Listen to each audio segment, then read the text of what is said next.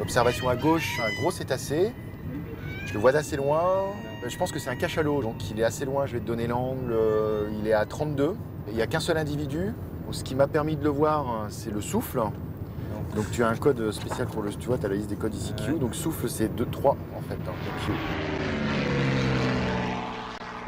On a fait près de 500 heures de vol, 40 000 milles nautiques, des milliers d'observations, plus de 200, je crois, observations de cétacés, donc avec des espèces qui étaient déjà connues, mais ça a quand même pas mal contribué à la connaissance de la répartition de ces espèces dans la zone, à une échelle qui n'avait jamais été observée jusqu'à présent, quoi, pas à une échelle aussi étendue.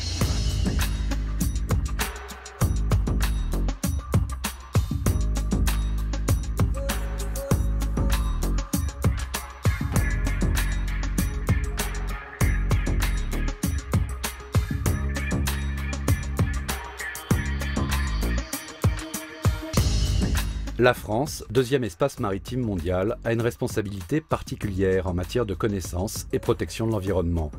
L'outre-mer constitue 97% de son domaine et les eaux ultramarines abritent le plus grand nombre d'espèces protégées dont font partie les mammifères marins. L'Agence des aires marines protégées est un établissement public dédié à la protection du milieu marin. C'est elle qui a créé et financé les missions Rémoa. Ces missions ont pour but de recenser les mammifères marins sur l'ensemble des eaux françaises d'outre-mer. Ici, en Polynésie française, la zone d'observation s'étend sur plus de 80 000 km. Les mammifères marins, c'est des espèces emblématiques, protégées par de nombreuses conventions internationales. Donc il est important que la France connaisse les estimations de population, leur répartition dans ces eaux. Mais ils présentent aussi un autre intérêt, c'est que c'est des bons indicateurs de la qualité du milieu marin. Placés en haut de la chaîne alimentaire, la modification des populations va traduire des modifications d'écosystèmes.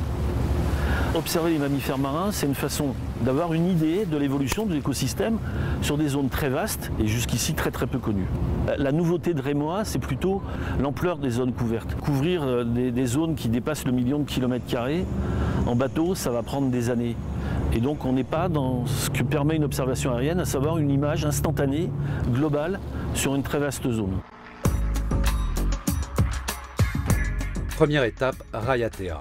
Dans les îles de la Société, une quinzaine d'observateurs achèvent leur formation. Leur mission, 110 jours d'observation aérienne pour identifier sans se tromper la faune pélagique. Moi je suis passionnée par les mammifères marins depuis toute petite. Donc j'ai fait déjà pas mal de terrain, j'ai travaillé en Méditerranée, j'ai travaillé au Canada. En fait je fais une thèse à Stockholm, donc assez loin en Suède, en génétique des populations sur les baleines. I work for this mission here in the Western Indian Ocean. Jamais il y avait un programme aussi ambitieux qui couvre un endroit si large, si immense. C'est pas mal d'avoir une image un petit peu à un temps zéro. Là, on va avoir une bonne photo de ce qui se passe dans la zone de Polynésie. Et si on recommence dans 5 ou 10 ans, voir un petit peu l'évolution qu'on pourra noter au niveau de la présence des animaux, au niveau de leur nombre, tout ça. Les observateurs, là, vont me donner maintenant leurs conditions d'observation. Donc je vous écoute pour l'état de la mer, la turbidité et l'éblouissement. L'année dernière, ce qu'on faisait, c'est que c'est souvent le navigateur ou celui qui est en pause à côté qui va prendre les photos et qui va les prendre à partir des fenêtres des pilotes. Parce qu'eux, ils ont des petites fenêtres tempête qui peuvent s'ouvrir. Et donc, on peut sortir l'objectif et à ce moment-là, faire les photos. Les observateurs sont en place dans le riz-globule et le navigateur est chargé de rentrer toutes les observations annoncées par les observateurs. Observation à droite, j'ai un Falep dans la bande. Ok. Ce sont des bimoteurs qui ont une autonomie assez importante, qui peuvent nous emmener très loin au large.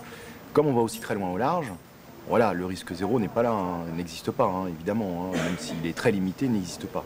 Même si tu es tout seul, que tu n'as pas de canot, que tu dérives énormément par rapport au point d'impact de l'avion, on saura où tu es à 50 mètres près.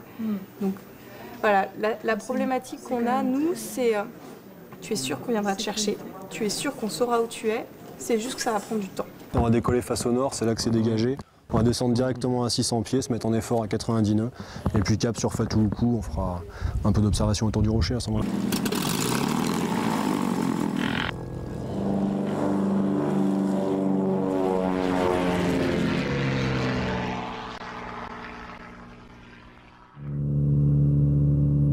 avez pas trop chaud derrière? Non, ça va. D'ailleurs, c'est pas désagréable. On longe la côte d'Imaoua pour remonter vers le nord, vers Tatooko.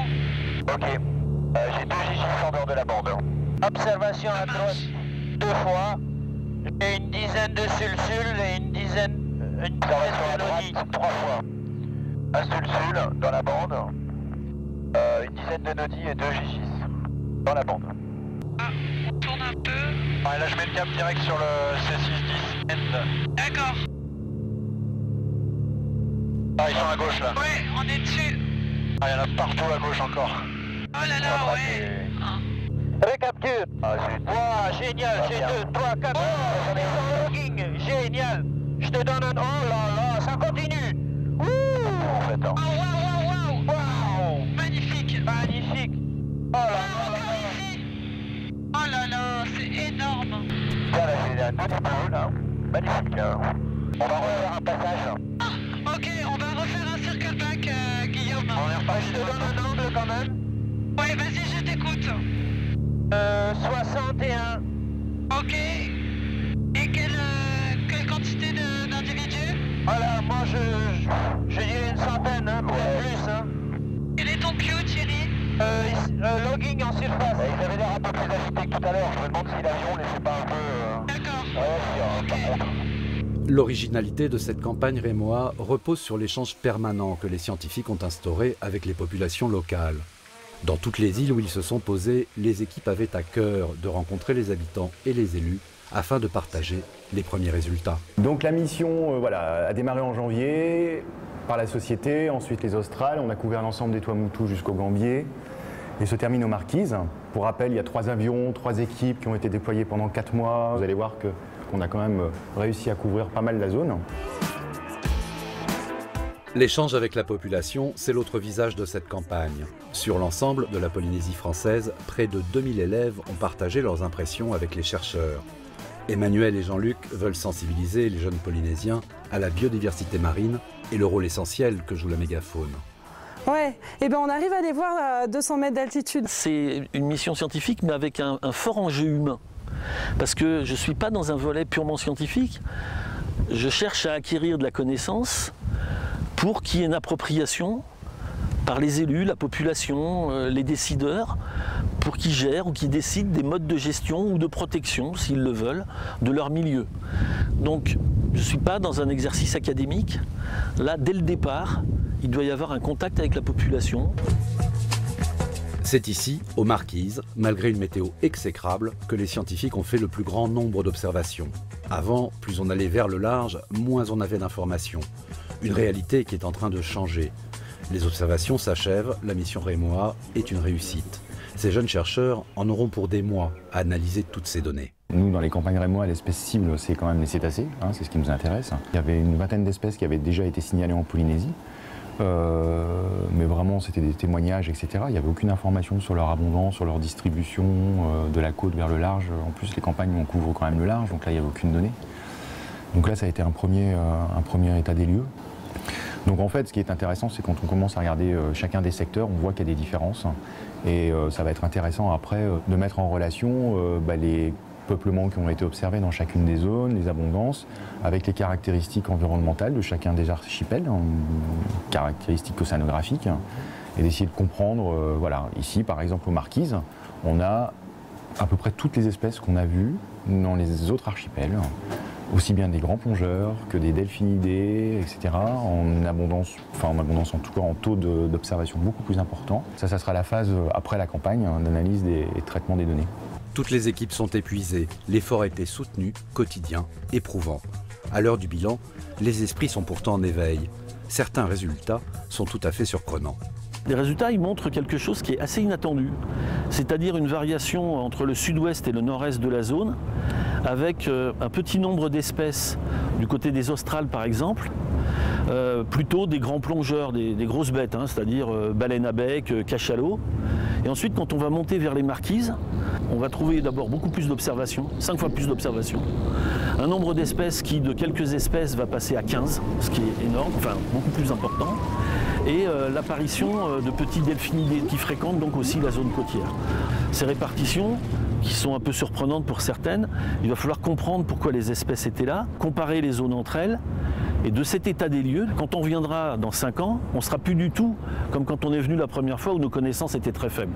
Donc on a un socle de connaissances qui va nous permettre d'avoir une vraie stratégie de suivi. Et là, on va aborder quelque chose qui est tout aussi intéressant, c'est les modifications des écosystèmes. Est-ce que les populations ont changé? Est-ce que la répartition a changé? Est-ce que le nombre d'espèces a évolué aussi?